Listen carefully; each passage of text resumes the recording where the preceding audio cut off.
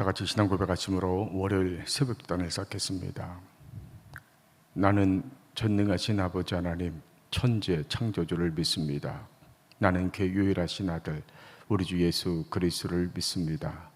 그는 성령으로 잉태되어 동정녀 마리아에게서 나시고 본도 빌라도에게 고난을 받아 십자가에 못 박혀 죽으시고 장사된 지 사흘 만에 죽은 자 가운데서 다시 살아나셨으며 하늘에 오르시어 전능하신 아버지 하나님 우편에 앉아 계시다가 거기로부터 살아있는 자와 죽은 자를 심판하러 오십니다.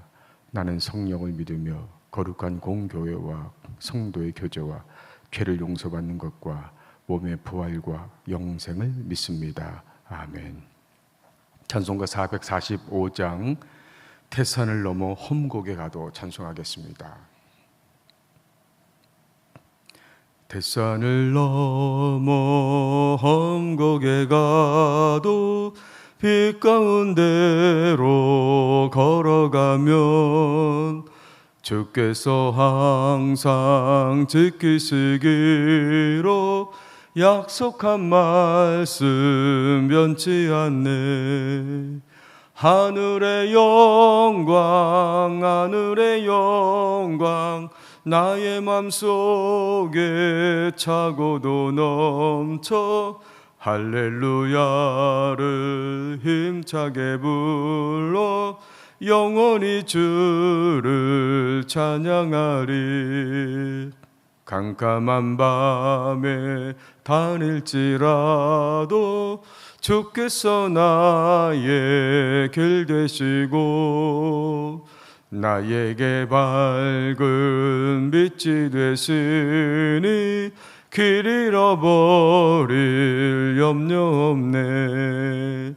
하늘의 영광 하늘의 영광 나의 맘속에 차고도 넘쳐 할렐루야를 힘차게 불러 영원히 주를 찬양하리. 광명한 그 빛 마음의 바다 찬란한 천국 바라보고 할렐루야를 힘차게 불러 날마다 빛에 걸어가리.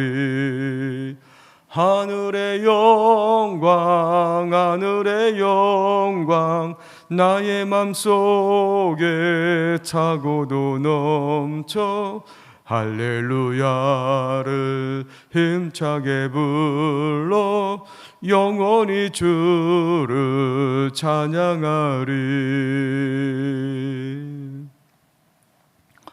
하나님 말씀은 다니엘서 6장 24절에서 28절까지입니다. 다니엘서 6장 24절에서 28절까지 읽어드리겠습니다. 왕이 말하여 다니엘을 참소한 사람들을 끌어오게 하고 그들을 그들의 처자들과 함께 사자굴에 던져 넣게 하였더니 그들이 굴 바닥에 닿기도 전에 사자들이 곧 그들을 움켜서 그 뼈까지도 부서뜨렸더라. 이에 다리오 왕이 온 땅에 있는 모든 백성과 나라들과 언어가 다른 모든 사람들에게 조서를 내려 이르되 원하건대 너희에게 큰 평강이 있을지어다. 내가 이제 조서를 내리노라. 내 나라 관할 아래에 있는 사람들은 다 다니엘의 하나님 앞에서 떨며 두려워할지니 그는 살아계시는 하나님이시요 영원히 변하지 않으실 이시며 그의 나라는 멸망하지 아니할 것이요 그의 권세는 무궁할 것이며 그는 구원도 하시며 건져내기도 하시며 하늘에서든지 땅에서든지 이적과 기사를 행하시는 이로써 다니엘을 구원하여 사자 입에서 벗어나게 하셨습니다 하였더라. 이 다니엘이 다리오 왕의 시대와 바사 사람 고레스 왕의 시대에 형통하였더라. 아멘. 우리가 신앙생활을 하다 보면 두 종류의 고난들을 만나게 됩니다. 첫 번째로는 전혀 예상하지 못한 고난을 만나게 됩니다. 예를 들어서 갑작스럽게 사고를 당한다든지 건강에 문제가 생긴다든지 이제 이런 고난을 만나게 됩니다. 이런 고난들은 우리의 선택과는 상관없이 이제 받아들일 수밖에 없는 이제 그런 고난들입니다. 두 번째로는 우리가 고난 받을 수 있다는 것을 예상하고 만나는 고난이에요. 예를 들어서 내가 어떤 일을 하면서 믿음으로 선택하면 손해를 볼 수밖에 없다. 이것을 알면서 우리가 믿음을 선택하는 것이죠. 그럼 우리가 믿음을 지키기 위해서 받는 고난 어떻게 감당할 수 있을까? 첫 번째로는 왕의 조서보다 하나님 조서를 두려워할 줄 알아야 됩니다. 왕의 조서보다 하나님의 조서를 두려워해야 된다. 우리 26절 말씀 보겠습니다. 내가 이제 조서를 내리노라. 내 나라 관할 아래에 있는 사람들은 다 다니엘의 하나님 앞에서 떨며 두려워할지니 그는 살아계시는 하나님이시요 영원히 변하지 않으실 이시며 그의 나라는 멸망하지 아니할 것이요 그의 권세는 무궁할 것이며. 자, 우리가 읽은 26절, 27절은 다리오 왕이 전국에 내린 조서의 내용입니다. 그런데 6장 앞부분에서 먼저 조서를 내렸었는데 그 조서의 내용과 정반대예요.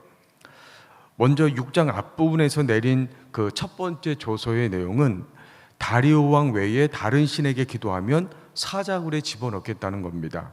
즉 당시에 다니엘이 하루에 3번씩 이제 하나님께 기도하고 있었기 때문에 그 다니엘을 사자굴에 집어넣기 위한 계략이었던 것이죠.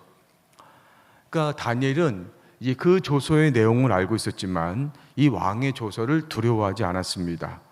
오히려 왕을 세우기도 하시고 폐하기도 하시는 하나님을 두려워했습니다. 이런 믿음으로 사자굴에 들어갔을 때 하나님은 다니엘을 구원하신 것을 넘어서서 이 다리오 왕의 조서의 내용까지도 이제 바꾸신 것을 볼 수가 있습니다. 그래서 그 내용을 보면 다니엘이 믿는 하나님을 살아계시고 영원하시고 변치 않으시는 하나님으로 인정하는 내용으로 바꾸셨습니다. 그러니까 처음에는 다니엘을 두려워하게 하려고 만든 그 조서가 나중에는 오히려 그 하나님을 증거하게 하는 그런 조서의 내용으로 바뀌게 된 것입니다. 여러분, 우리가 세상을 살면서 무엇을 두려워하느냐에 따라서 하나님의 구원이 달라질 수가 있습니다. 하나님은 아스루와 바벨론처럼 주변의 강대국들을 두려워하지 마라, 그들을 두려워하지 말라고 이스라엘에게 계속해서 말씀하고 있습니다. 그것은 그 강대국들이 두려운 존재가 아니라서 그런 게 아니에요. 우리가 볼 때는 당연히 두려워할 수밖에 없는 그런 나라들이지만 이들보다 더 두려워해야 될 분이 하나님이시기 때문에 그렇습니다. 이스라엘을 구원하시기도 하시고 때로는 심판하시는 정말 두려워해야 될 분은 바로 그 나라들이 아니라 하나님이라는 것이죠. 예수님도 제자들에게 세상을 두려워하지 말라고 말씀을 하셨어요. 왜냐하면 예수님이 세상을 이미 이기셨기 때문에 그렇습니다. 사람이 쓴 책은 얼마든지 바뀔 수가 있어요. 그래서 같은 책을 여러 번 찍어낼 때마다 내용이 조금씩 바뀔 수 있습니다. 그러나 하나님이 쓰신 책, 하나님의 심판책은 절대 변하지 않아요. 요한계시록 20장 12절에 보면 또 내가 보니 죽은 자들이 물론대손하고 그 보좌 앞에 섰는데 책들이 펴있고 또 다른 책이 펴졌으니 곧 생명책이라. 죽은 자들이 자기 행위를 따라 책들에 기록된 대로 심판을 받으니 누구든지 생명책에 기록되지 못한 자는 불못에 던지우더라. 우리가 두려워해야 될 대상은 사람이 아니고 살아계신 하나님이에요.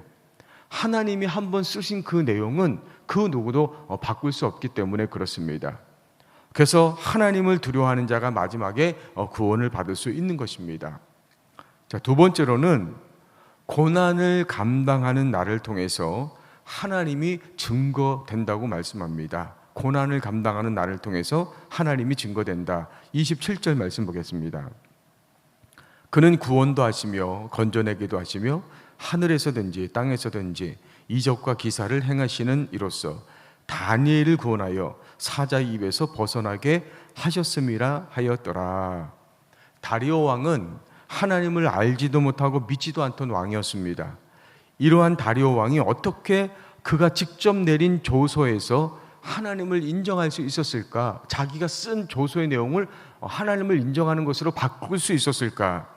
그것은 다리오 왕이 하나님은 몰랐지만 하나님을 믿고 있는 다니엘은 알았기 때문에 그렇습니다.